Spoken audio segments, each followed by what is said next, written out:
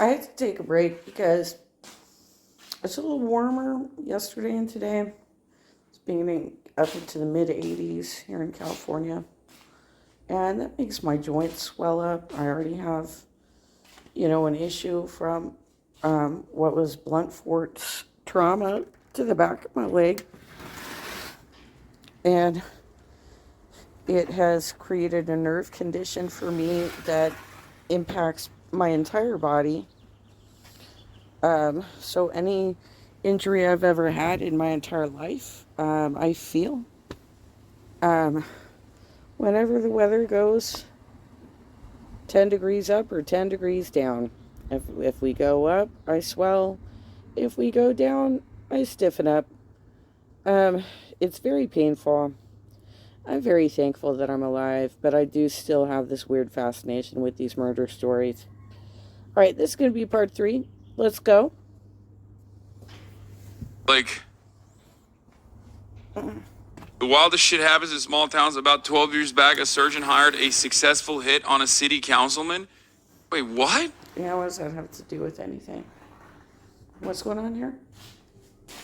With Carmela, and soon enough, he'd also pinpointed exactly where Heather had been following her last shift at Whirlpool. Through her Gmail account, authorities were able to see her movements throughout the entire day of April 9th, thanks to the several electronic coordinates kept in Google's GPS function. This indicated that around 6:30 in the morning, Heather had been at a trailer park home in the Emerald Estates lot, a little over a mile away from Whirlpool. She remained there for at least an hour before her phone had apparently been shut off. The residence was that of 44... Oh, look at that, when you can actually ping these cell towers and figure out where somebody actually was. So she wasn't actually by the 420 gal. She wasn't by the gal selling weed. So this motherfucker was trying to pin it on black people. Despite the fact that he knew the fuck what... Oh, I can't even... These white supremacist murderers, I can't even... Year-old Daniel Myers, one of Heather's co-workers at Whirlpool. Wow. The authorities were able to speak with Daniel on May 24th, 2017. Wait. Over 2 years after Heather's disappearance. Really? How you doing, Dan? Hey, Nick Katsopoulos with the Sheriff's Office. Would you be able to take a few minutes and talk to us? For what reason? Well, we're working a cold case homicide. Do you still work for... Bitch, that shit didn't have to be cold. It's a cold case now. Well, Hassan, they had a cop who, they had a detective on the case who was actively working against finding the truth in this case. So yeah, it's a little bit cold at 2 years because motherfucker kept trying to distract everybody by throwing blame onto people of color. That's crazy. For right now, then? Okay. Back then... Bro, there is still half of this. There's another 30 minutes. I don't know where the fuck this is going to go. At this point, I've given up, okay? I've been trying to comprehend the actions, but the people don't move like normal humans in this story. They do things that are actually crazy. Shift were you working? Nights. Back then, did you tell them what this is in reference to? I told him we were working a old homicide. Come on, are you sure? Thanks, Dan. Thank you. Sorry to wake you up. I feel bad. We're just trying to, like I said, follow up on some leads, some other stuff that popped up. Did you know her at all? Very, very little. Very little. Just... The officers have not mentioned Heather's name, yet Daniel is already aware of who they are speaking of. God. Yeah, I mean, of course he would. Very limited conversation. Yeah, I mean, that's not, no, I don't even think that's that suspicious because, yeah, if someone at your fucking workplace got murdered, you would know that that's why they're asking you, right? Yeah. I guess if you want to know how long I knew her, maybe 3 months, but how long I talked to her, maybe a couple weeks. And I mean, you don't get long breaks at Whirlpool. So, Right. I mean, it's like pee, eat within 10 minutes for first break. And it was very limited chit-chat. The most suspicious part about this is not that he immediately understood they're talking about one of his coworkers that was brutally murdered in a fucking small town 2 years ago. Right. But how many of the details he recalls from how limited their relationship was 2 years ago. Okay, all right. Okay. So you're saying that you've already like watched ahead, because the rest of us who are watching this video right now, we don't know, right? We don't know what he's about to say. I don't know what he's about to say. But obviously they interviewed this guy because she made a stop there. I don't know that necessarily means he had something to do with it. But she was certainly not in the place where the detective said she was, right? And it's entirely especially because her body was found in the trunk, right? So she couldn't possibly have put herself in the trunk like that. That's just impossible. So her vehicle was probably moved. It was probably moved to a location where they could set up some sort of allegation against somebody else that they wanted to attack, such as that young woman who apparently was dating somebody that the detective had a problem with. This is all getting very weird, but let's see where we go with this. That's the real component here. You only fucking have like this kind of like quick response. Because like in a normal circumstance, if someone comes up to you and you're like, hey, we're investigating a cold case about someone from 2 years ago, be like, okay, like, you know, whatever. Just let's say you know exactly who it was about, right? Bro, That's not necessarily true, Hassan. Like, have you ever been interviewed? Like, first of all, I've been interviewed for HR investigations at work all the time. Like, I've been called in several times because we were working in cubicle settings, or I was sitting next to people, and they asked me for my observations. Did you see this guy making leering gestures towards the trainer, for example, at Ingram Micro? And I'm like, I'm so sorry. I really wish that I had actually seen it, because I would like to help her. I'd love to be able to help her. But I had a giant monitor in front of my screen, and I was focusing on learning the program she was teaching me so that I didn't lose my job. So no, I can't, unfortunately, I can't be your witness, because I didn't see what he was doing while he's sitting next to me. And so I don't know if it happened or it didn't happen or what. Sometimes eyewitnesses are not great for you, because we have our own shit going on. Like, if I'm trying to learn a program and motherfucker is sitting next to me making weird hand gestures and winking and blinking and, you know, like whatever the fuck he's doing next to me, I'm not seeing it out of the corner of my eye if I'm trying to learn a fucking computer program. Sometimes it doesn't work out to have eyewitness testimony. It simply doesn't always work out.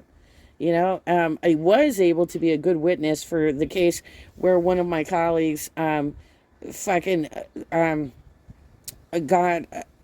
basically verbally assaulted by one of our colleagues down the row. She was pregnant, and one of our colleagues was a gay man. And sometimes gay men think that they have more privilege to sexually harass women, because they're not going to be taken as like, it's not going to be taken that way necessarily, but it's the same kind of sexual harassment if you all fuckers do it too. Okay? So she was very pregnant. She was in her 3rd trimester. Her boobs were perky and sticking out. Right? And he told her in the middle of a fucking work day, in the middle of an aisle, that the turkey's done. You can't fucking do that to women, y'all. You can't fucking do that to them. She was horrified and emotional because she was in her 3rd goddamn trimester. I had to be interviewed on that one too, because she ran into my cube for safety. You know? All right, but let's get on to murder. Let's go to murder. Flies are getting stronger. Like, I slam them on the fucking desk and they still survive. I don't know what the fuck that's You need a fly about. swatter, dude.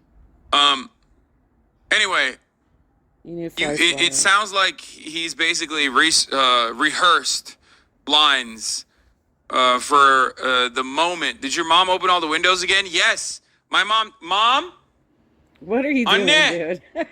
Even the chat knows. There's flies everywhere, which is very unique. It never usually happens. Don't you have screens, buddy? You're rich as fuck. Why don't you have screens on your windows? What the fuck are you doing? Look, sometimes my house gets buggy too. It's usually because I've left my screen door open because I'm walking back and forth to the patio. But fuck's sake, man. Don't you have screens? Don't you have fucking screens? Oh, you're really annoyed with the flies? Okay, close all the windows, please, and the doors. Put some screens on your goddamn windows, Hassan. Yeah, people in the chat are saying, Anne's home when Hassan is sniping flies nonstop. Get a fucking fly. Well, I mean, they know, because it's a unique predicament. Okay. Your mom is lovely. Be nice to her. Oh. Be fair to Anne, it's like 85 degrees out right now. Bro, I have the AC on way too much in the house. The fuck are you talking about? The AC's at like 66 degrees or some shit. Yeah, seriously. And it's still hot as fuck in this room. Why are you doing that, dude? That's such a waste of energy right now. I mean, like, I'm still paying off my gas bill from fucking the cold winter that we had. Like, my gas bill ran up over $1,300, and I'm still trying to work through that. Because I'm poor right now. I'm on fucking disability. And you're like complaining that you've got your windows open and your fucking air conditioner running. Like, why? Why are you, like, seriously, you're in LA. 85 isn't that bad, dude. I grew up without air conditioning. Are we going to go on a tangent right now? I grew up in the house that my grandparents had was off of Tika Drive, off of Los Feliz. Okay? Never had air conditioning there. All we had was those giant box fucking fans. We had to close all the windows, close all the blinds, and run box fans all day. And then at night, we'd fling all the windows open. But we had fucking screens, Hassan. Same with down here in Mission Viejo. When I grew up in Mission Viejo, same thing. Didn't have air conditioning. I would spray down the plants in the evening to try and create some level of cooler humidity that would waft in through the... I can't. You know what? Can we get back to murder? Let's get back to murder. Because they literally secretly turn it off, I'm pretty sure. Yeah, Okay. Did you work in the same area as her? Yes. Okay. Daniel claims that he and Heather had never talked outside of work and primarily discussed their children while they were on their breaks at Whirlpool. She was just a sweetheart. She was very concerned about her kid, worked hard. She was always sweeping whenever she wasn't doing it. I mean, she was, it was sad. I guess it's a little odd that, you guys are... Well, here's what I know it's cold case and you guys are just, grasping at straws trying... We want to try our best. Right. And a part... Bro, the cop talking to this guy who, like, someone has, like, emailed could be the guy who, there's at least, like, some connection to the fucking victim. The way they're talking to him is like, I'm so sorry to bother you, sir. I love you. You seem like a great guy. You're my best friend, actually. Can't wait to play pickleball with you later. Like, right. Where is this energy when you were talking to the three random black people that you handpicked? Yeah. I know it's not the same cop, but it is pretty fucking insane. Don't say they're trying to build a relationship to make him talk. The juxtaposition is what I'm talking about. Please, chatters, understand something here. Right. It's the level of fear that they tried to create with the black people versus the level of not fear. They're giving him comfort, right? And we still don't know who the killer is. We don't know who the killer is other than the title of this goddamn video says that it's the detective, right? So I'm assuming it's the detective and he's trying to cast aspersions on lots of other people. I don't know what's happening right here, but obviously he's treating white people way the fuck better than he's treating black people, right? You can do that rapport building with a black person too, okay? But they don't do that. No, they don't. Okay? Part of what we've been doing when we interview people, we've been collecting DNA buccal swabs. It's basically a Q-tip. Just a little thing, and then we're off on our way. Would you be all right with that? There's no reason why I would have to do something. Oh, you don't have to. No, it's just part of. If there's an issue, I'll get an attorney or something. I didn't know really the lady or anything like that, but Nobody's saying that. This is just part of. Remember, the other cop literally was like, if you hire an attorney, even though I'm unjustifiably saying that, like, basically implying that I can make your life a living hell and have made your life a living hell, that means you're criminally liable. You're probably guilty. This guy's like, oh, I'm not going to give you a DNA swab. Fuck you. And the other cop's like, well, yeah, because he's thinking ahead on this one. They created more fear with the black woman and with her compadres, right? So basically, they're creating a lot of comfort for this dude, and so he's making more rational decisions. That, oh fuck, do you suspect me? Well, then I need an attorney, because I don't know if you're gonna take my DNA and plant it on the goddamn scene, right?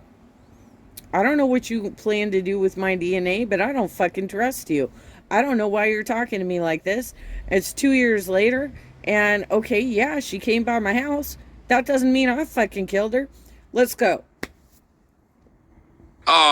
Sir, we love you. Can I kiss you? I think you're such a good guy. Let's go to church together. Don't give me no DNA. Don't worry about that. Just part of being thorough in what we're doing. Right. I'll pass until there's some issues to where, I'll get my attorney and see what he has to say. Thank you for the tank. Give this I'm up. going to pass on that. The detective is trying to make Daniel more comfortable by mentioning how they ask everyone to provide a DNA test, Oh, do so you? that he will be more inclined to agree. No. And while every single person had supposedly agreed to the buccal swab, Daniel Dude, I've literally, yelled at cops to get off my property before. You don't have to fucking comply with people that are trespassing on your property. You really don't. And if they're trying to accuse you of something, I've been accused by... I called the police for assistance when I was getting harassed by my MAGA neighbors. And instead of coming to help me, they fucking talked to my MAGA neighbors first and came up to me with the idea that I was fucking armed, which is ridiculous. I have never owned a weapon in my life, but I got fucking frisked 2 months into the pandemic by unmasked officers who didn't believe the pandemic was real. So yeah, you can't just because somebody's wearing a uniform doesn't mean you can trust them. is the first to say no, but there was a good reason behind his unwillingness to provide a sample. 2 days later, authorities went knocking on his door once again. We need to follow up a little bit more in regard to that. All right. Because you came off work that morning, right? Right. Okay. And there was nobody else in your trailer at that time. Right. Right. Yeah. There was nobody else living but you at that time. And then Heather was down in the area. Well, I don't know. How would I know that she's down? Well, you're at the trailer and she's at the trailer. So that's what we need to get cleared up. And we know this. She wasn't in my trailer. He's like, sir, take your pants off. It's not that I want the DNA for the DNA swab. I want to suck your cock. I want to see you squirt it Okay, out. take your pants off. Let me suck it. Come Let me on. suck your cock, sir. Come on, baby. Squirt it out. I want it for my own personal consumption. There is no way she was in my She trailer. was in your trailer. Okay, well then you're going to have to show whatever that she was there. The first time he says she wasn't in my trailer, Daniel ends with upward inflection, as though asking a question, not making a statement. The second time he says it more forcefully. It's almost like he had to ask it as a question first, so he could repeat it to deny it. We know people struggle with. What does that mean, though? What does that fucking mean? You're being accused by a police officer of murder. Now, one of two things happened here. He either murdered her or he didn't. And in either situation, he's going to be fucking paranoid, right? So, okay, so where are you going? Where are you going? Outright lies, so this was likely a way to handle his nerves when deceiving the detective. Someone who is wrongfully accused of something is more likely to deny it using a firm tone of voice. Right. An innocent person may even become a bit hostile. However, Daniel gives a quick and weak denial, And not only is his evasive response more than a little worrisome, but Daniel was also hiding a mountain of disturbing secrets, and his true atrocities were about to be revealed. I don't like Because when they do I that. just don't know what You know Heather better than what you're telling us. No, I didn't. Bro, this guy folded under the lightest pushback, okay? This guy folded after the cop literally was like, "I'll suck you, sir. I'll suck you off. Oh my God, even. I would like to suck your pee-pee." And he's like, "What? No. I didn't do a murder. On April 19th, 2015, I was certainly not doing murders. I promise you." Wait, but I want to know what happened. Did I know Heather that well? I didn't. There is no way. I Okay. don't know anything Okay, about I know it. like the inflection or whatever is pseudoscience. I'm sorry. This right here, but no, I did not know Heather. Like, come on. That's like a E-Rob level voice break, Oh, okay? yeah, it's pretty whiny. That is the guiltiest fucking whine I've ever heard in my entire life, dude. Look at it. No, I did not know Heather that well. I didn't. But why did you title the? Okay, so you didn't do it. It was one of your clip people, right? One of the people that clips you titled it the way it was titled. But is this like a red herring? Like, where are we going with this bullshit? Obviously, this is a weak man. This is a weak man. But it doesn't necessarily mean he did. I don't know. Maybe he's the murderer. I have no idea what's happening here. Let's go. Come on, dude. Come on, dude. That's like, All right. he's squealing like a piglet, dude. I would fucking arrest him on a vibe check. We will, vibe check police. Vibe check police, you're going to jail. There is no way. I don't know anything about her. Just a basic conversation that we had when we sat for a very limited break. That's all it was. You know, Remember, this is literally 2 years ago. The fact that he has this level of detail, ready to go, fired up, you know that's suspicious. Okay? I don't know about that, Hassan. Like, there was a dude who committed suicide at my high school at Hollywood High, like the year after I left. I was nowhere near this. I heard about it later. And I remember all the fucking details that were told to me.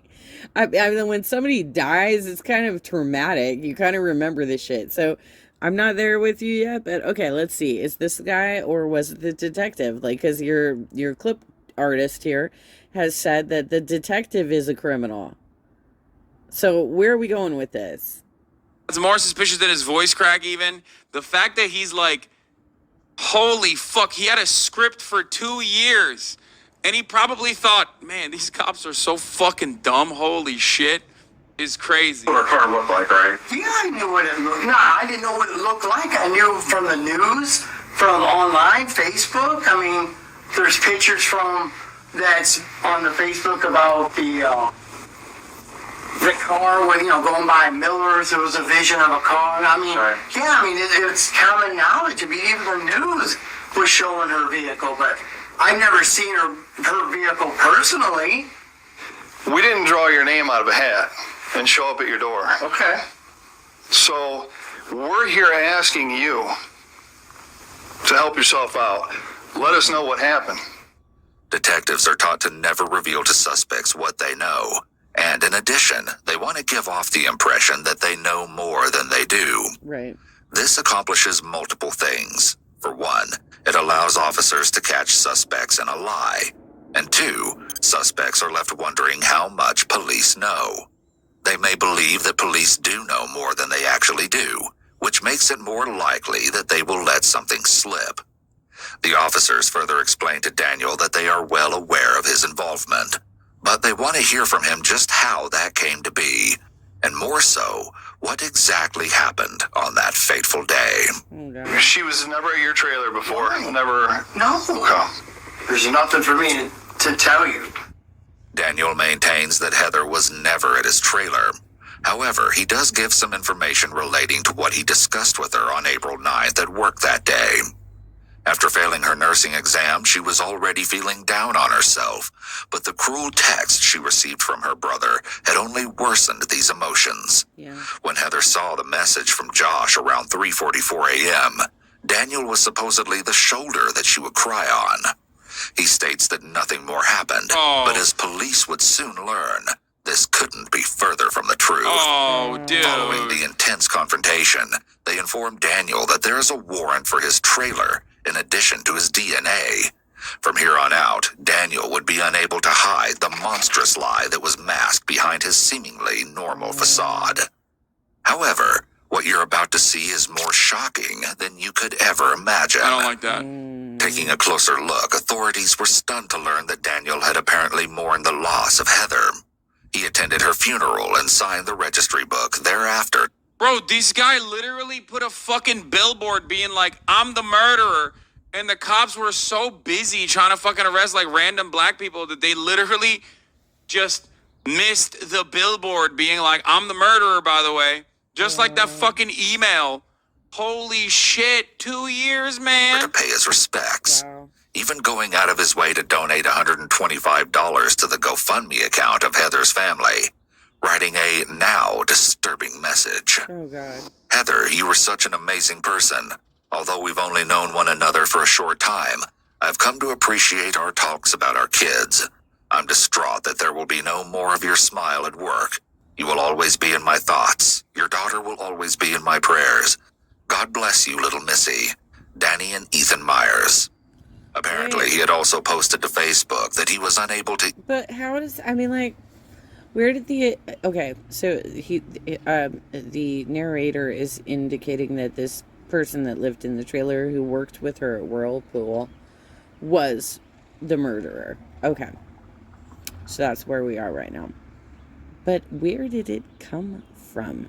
They didn't know each other all that long, and the kind of attack that was waged against her was very personal. How? I need more information here. eat or sleep due to the frightening situation. Daniel likely enjoyed inserting himself into Heather's world. Bro, he literally was just like, okay. I mean, he was just fucking signaling to everyone that he was, out and about. He was basically writing line items on how many times he could get away with this crime, it seems. This way, he may have felt a secret thrill at the funeral, playing the part of a grieving co-worker, all while relishing in the fact that he was the only one who knew the truth about what happened to her. Oh my God. In addition, he may have believed that staying close to the situation would make him appear less suspicious. But as When in fact the only thing that, helped him get away with it was, him being white. Yeah. That's, turns out that's what it was. the investigation continued, it was quite clear to police that things weren't adding up. Just 5 days after Heather was found, Daniel had purchased new plywood flooring for his home, and at the end of the month, a new mattress. Along with this, over a year later, he made a trip to the local dentist to repair a set of cracked and broken teeth. But the reason for the dental visit would be anything but typical. Several other purchases were also discovered, such as materials to repair a deck, lawn chemicals, light bulbs, galvanized nails, and paint. But this could all be explained away, even though a new revelation was far more difficult to rationalize. A warrant had finally been obtained to perform a DNA test on Daniel, and it concluded that the sample from underneath Heather's fingernails was a complete match to that of her co-worker. Over 2 years later, the truth of the devastating matter would finally be revealed.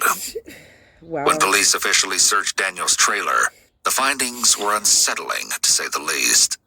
Upon entering the residence, investigators found various adult toys, surveillance equipment, a Dell laptop, disposable cameras, handcuffs, jewelry, a pair of women's underwear, and a Samsung Galaxy cell phone. Which was Furthermore, they located several... Okay, what the fuck? Why is he saying a dildo and then a Samsung Galaxy cell phone in the same sentence? Like it's like a... because he had sex fetishes and he also had her stuff. Remember earlier on, sorry, I'm sneezing. They said earlier on that her Galaxy Samsung was stolen. He was using that in the crime or something. What the fuck? He's like, it's very disturbing that this criminal mastermind was using a Samsung. Dude, come on. Hassan, most men don't have dildos. That's like a female toy.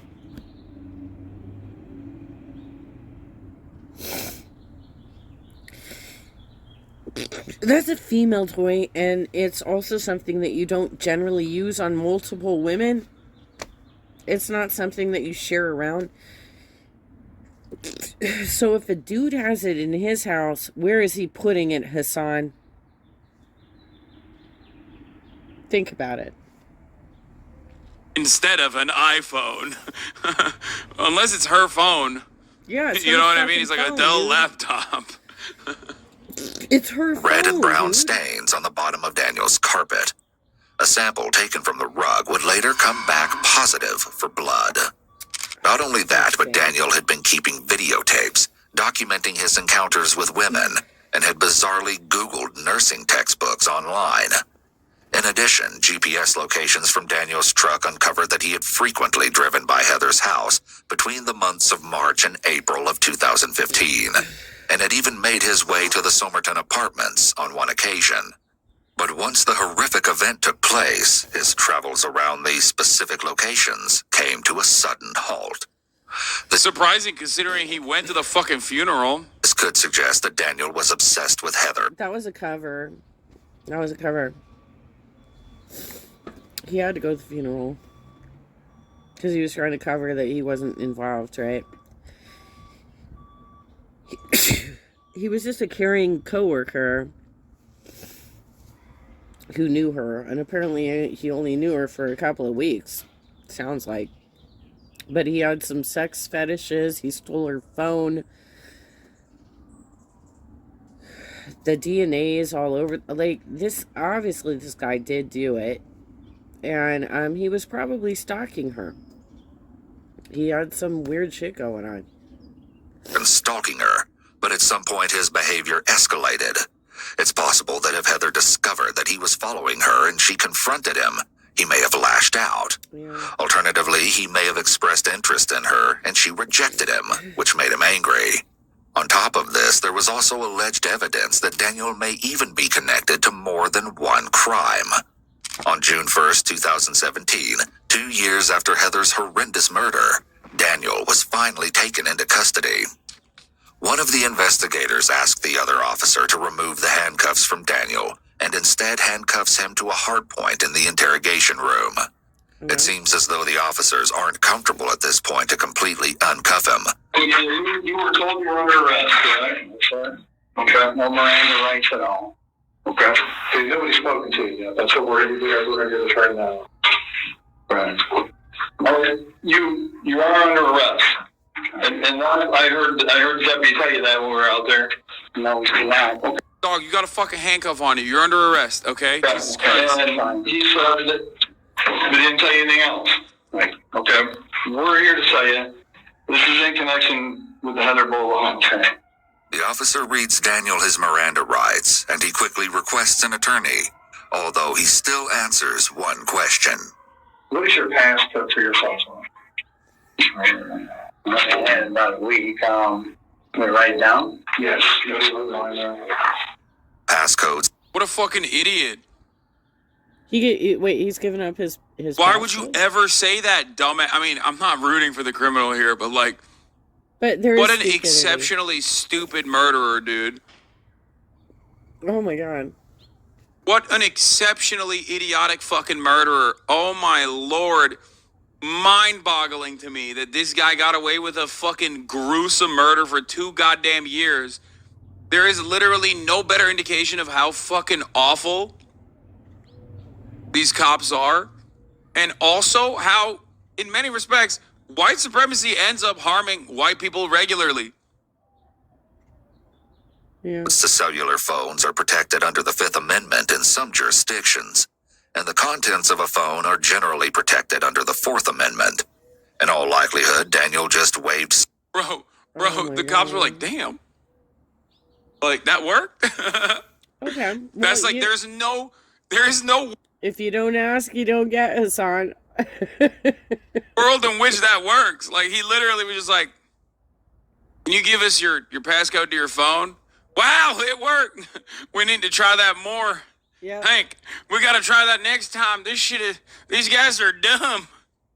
Some very important Fourth and Fifth Amendment protections by voluntarily giving up his passcode and consenting to a search of his device. You should never give up a phone, its passcode, or its contents without I mean, he literally knows he's a suspect right now. Why doesn't he have an attorney sitting in the room with him? Like, what the fuck is going? How can you be like literally, even if you're guilty, if you're innocent, you should have a public defender at this point. Like, what are you fucking thinking? warrant. Even then, good counsel will attempt to have this warrant overturned, or the admission of evidence obtained via the warrant excluded from evidence. Oh my god. By surrendering these rights, officers no longer need to develop probable cause to obtain a warrant in the first place. This essentially allows them to go on what attorneys call a fishing expedition, where they might find evidence of a crime, but may also find additional evidence linking a suspect to other previously unknown or Well, nail the bastard. Nail this motherfucker. If he's that stupid, if he's that stupid and he actually hurt people, then nail this motherfucker. undiscovered crimes. Waiving these rights places the suspect in greater jeopardy from this perspective.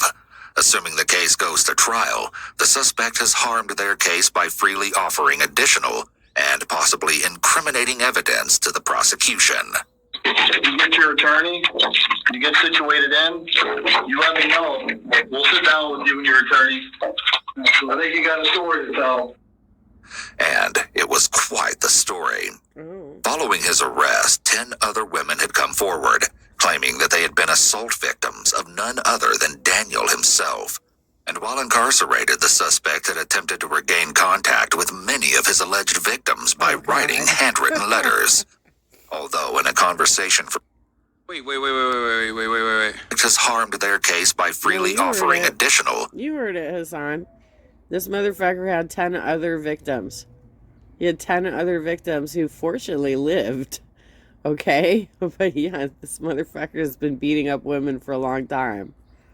and possibly incriminating evidence to the prosecution. You get your attorney, you get situated in, you let me know. We'll sit down with you and your attorney.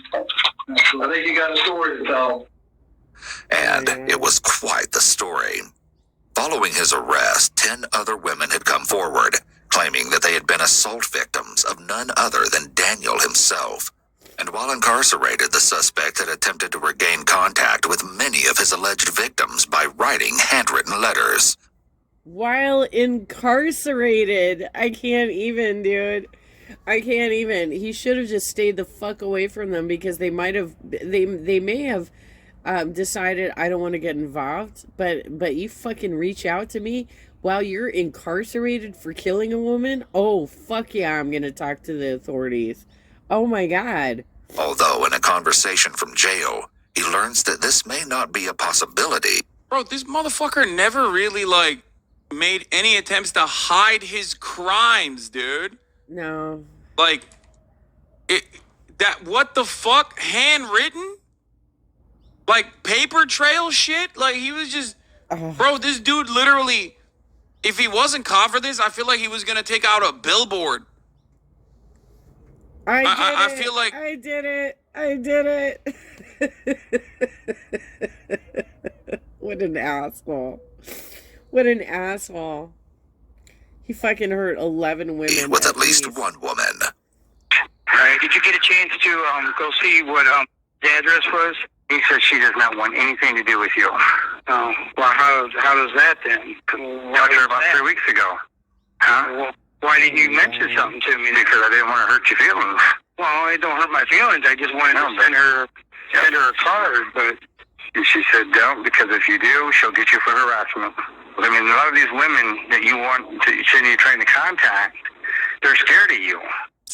Right? You know, I don't know, Danny. I don't know what you want us to do. Right, well, enough said. In one of the letters Daniel wrote, I mean, this is like Twitch stalker behavior, you know what I mean? Dudes who stalk Twitch streamers, this is how they think that they have like a No, relationship, it's but he had it not. with like 11 people. No, Hassan. This is in-person stalking behavior. This is in-person harassment, um, uh, batterment. Like, he fucking beat these girls up. This is not just like your internet bullshit that you have to deal with where people, like, I have all kinds of people that come after me, Hassan. I'm sure you do too. It's not the same thing as when they actually show up to your house, which I have had that happen too. Okay? I've had them show up to my house. I don't think that you've had to deal with that yet, but I have. I've had these mofos show up to my goddamn house, Hassan. So many emotions in one. Not sure why I'm writing now. First off, I guess you really Okay, I'm sorry, but his handwriting is quite nice. That's unrelated to the issue at hand, but holy fuck, that's a beautiful cursive. didn't know me after all. I was never violent with you. For real. You enjoyed my forcefulness. You told me many times. Almost Bro is out here literally doing an Andrew Tate. Like, this is Andrew Tate WhatsApp messages to his... Did you go to parochial school? Is that why you're, like, remarking on this? Because, like, both of my parents went to parochial school, and so, like, I do look at handwriting that way, too. But I went to public school. And I'm just curious, like, here you are, you're this rich mofo, and you're like, oh, that's beautiful handwriting. Usually people who have beautiful handwriting have been taught by nuns. Come on. victim. Like, this is the same energy. Okay. instructed me on what to do. You always told me you liked to be held down. Maybe your memory wasn't as good as mine. As the note continued, Daniel insisted that the unknown person was in favor of his disturbing actions. Although it hasn't been documented if Daniel was ever diagnosed, people with antisocial personality disorder often engage in this sort of emotional manipulation of their victims. They will attempt to persuade the victim into believing that they were at fault for the abusive actions. They're highly skilled at making victims doubt their own sanity along with their own memory of events, as Daniel is doing here with this letter. This is called gaslighting. Yeah. In this case, he doesn't want anyone testifying against him, and he can't try to scare them into submission from his cell. So he needs to use his words to manipulate them into thinking they are wrong about what happened. And as we hear from one of Daniel's supposed acquaintances, Danny Fry, the horrifying nature of the suspected killer was confirmed even further. Well, the whole time I've known him, he's been a womanizer, you know. It's his way or, you know, no way. Bro, that's not womanizer. That's called being a serial rapist.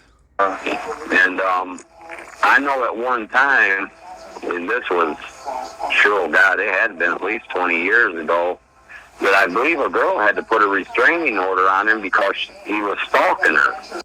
Danny's descriptions of the accused murderer is an excellent depiction of You know, the sad thing is that, like, the dude that I've had to go to court with twice, his argument as to why he's been allowed to stalk me up and down the state is that he has First Amendment free speech, the right to assembly, and so therefore he's allowed to attend public meetings. I can't get anybody to fucking help me with this. I can't get any, like, he has chased me around CDP conventions.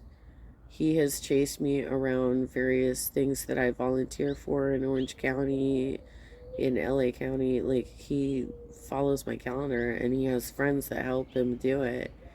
And fortunately it hasn't gone on during the pandemic, because the pandemic's been, we're not going anywhere anymore. Now we're just on Zoom calls.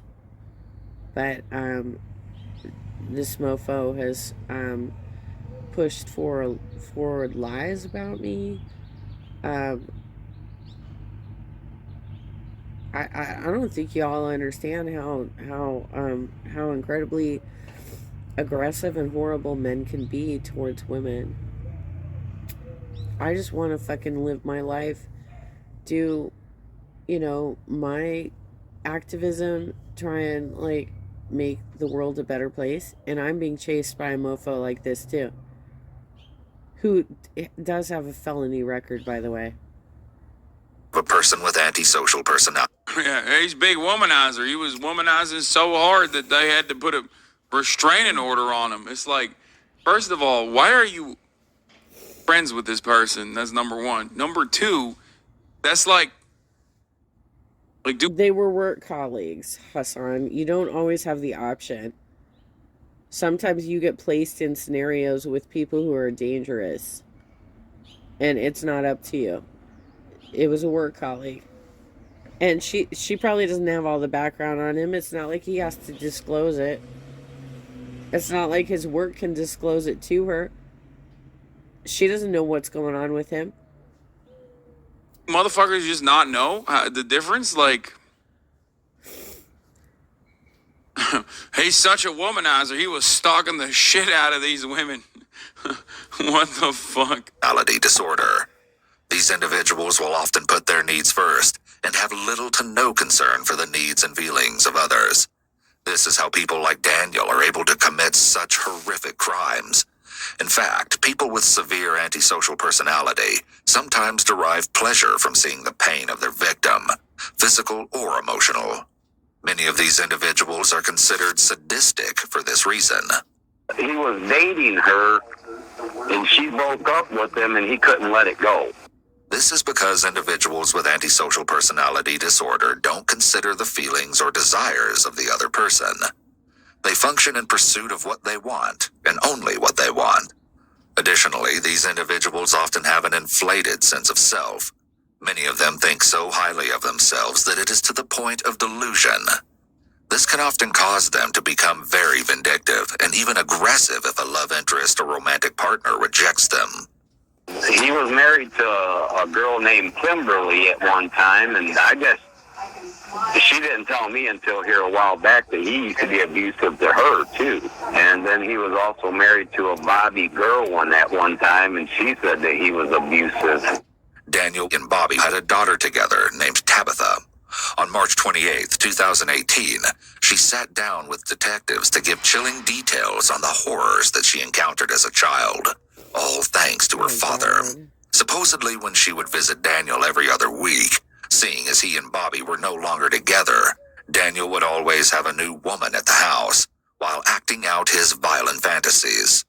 To no surprise, the women were allegedly under Daniel's rule, whereas he would punish them if he didn't approve.